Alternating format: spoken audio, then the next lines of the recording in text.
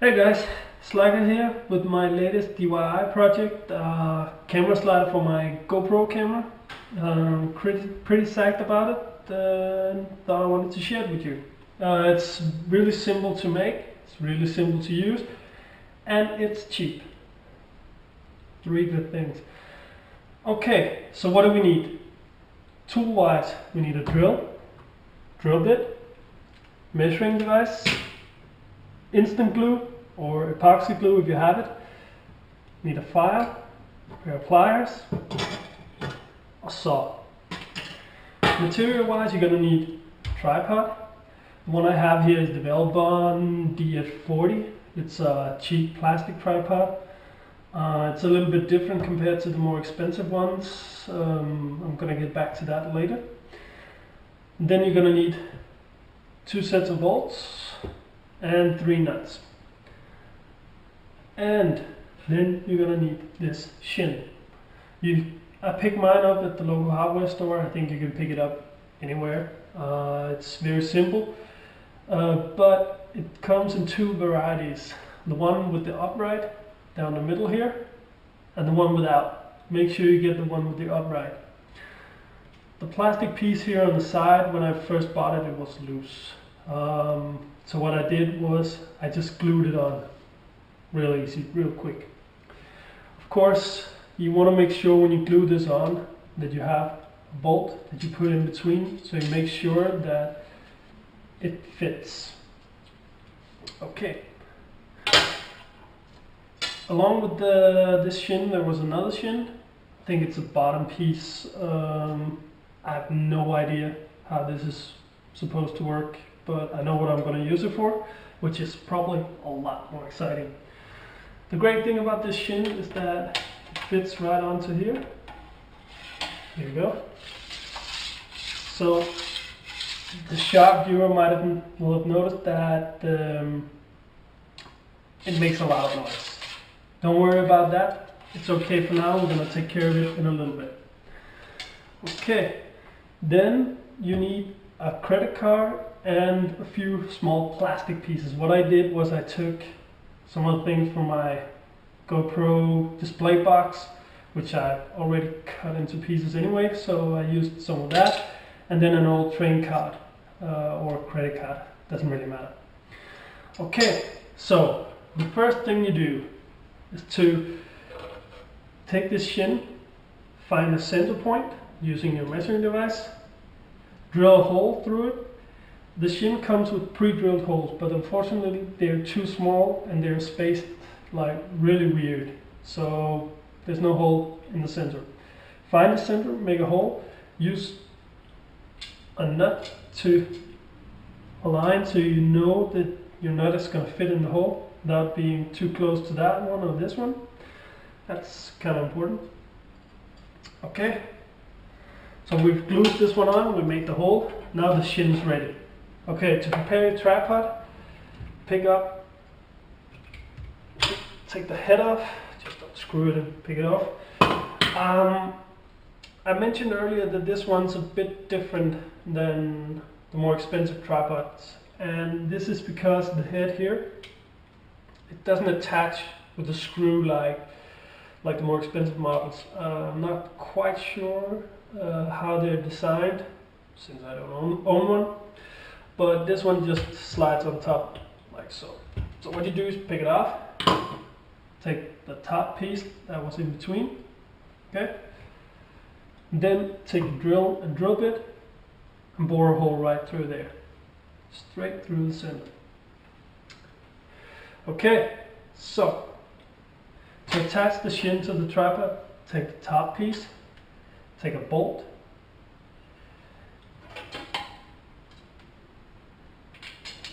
take the bolt and push it through like so, down through the top piece. And for this one, on this particular model, you want to use 2 bolts because it's going to help stabilize it. Don't over tighten this, just a small twitch with a pair of pliers. You can use more fancy tools, but I'm just using what most people have at home. There you go. If you over tighten this, you're going to bend the rail, so don't. Simply just pop it in, bam, there we go. As this goes, it's a prototype, and I know it's not the most efficient way or best way to do this, but I haven't yet found the spare parts to attach this one even better, but I'll post as soon as I get something, okay? Okay, now this is done. Then you take the shin, remember the one from there, okay? Cut out a piece, well, the size doesn't really matter as long as it's not too small. So you don't want to make it too long either, because if you do, for some odd reason which I haven't been able to figure out, the slide will get stuck on the rail. The best length that I've found so far is around this size, which is around, I don't know, 10 centimeters. I don't know how much that is in inches, but this big.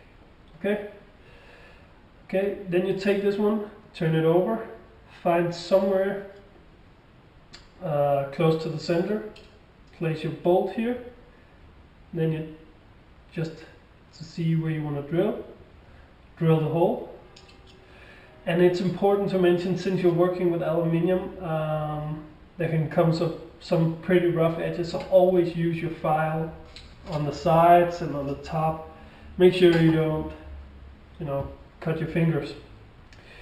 To attach this one to the camera, I've taken the top plate from my tripod head.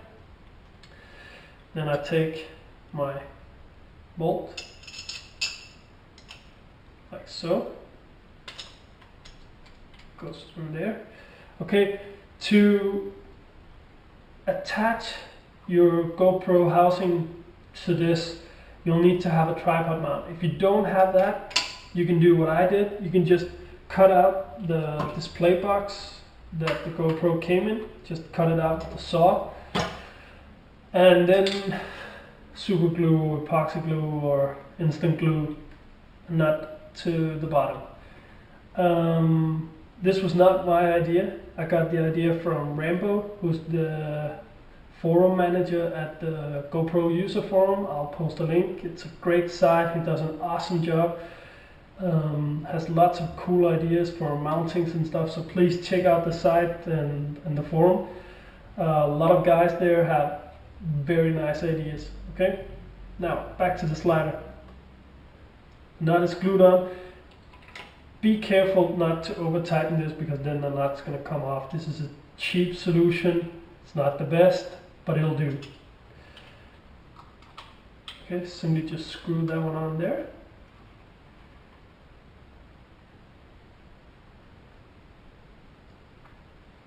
There we go.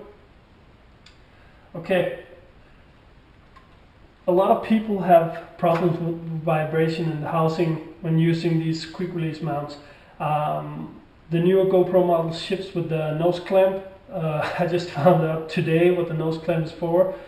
Up until now, I've just put a couple of pieces of tape in there. Again, an idea from the GoPro user forum, so please check it out. So, just want to have this one faced the right way. There we go. Slide this one on. Like we talked about earlier, it's going to make a grinding noise. So what I did was I took a couple of pieces of leftover plastic from the GoPro housing or display box and glued to the ends. Unfortunately, the friction in this plastic is very high, meaning that the sled got stuck on the rail. So what I did was I glued on a couple of small pieces from an old train card. You can use credit card, whatever, just make sure it is expired. And this has a lot less friction. Okay, so you slide it on here, and there you go.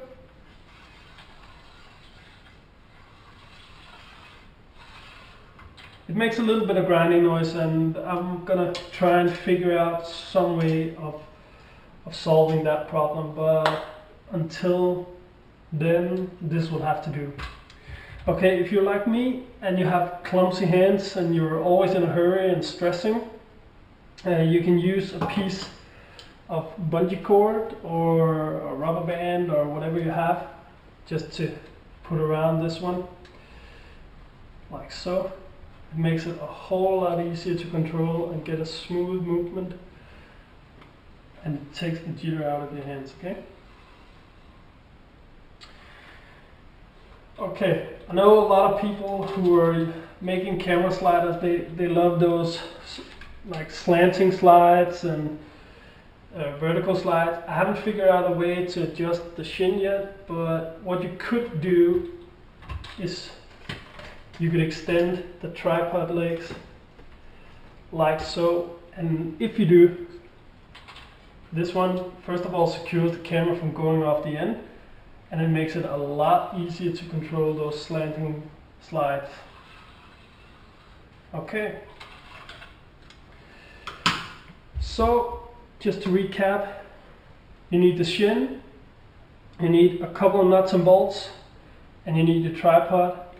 Tool-wise, saw, file, pliers, drill bit, something to measure, and some glue. That's it. I think the total bill costs it's around $20 US.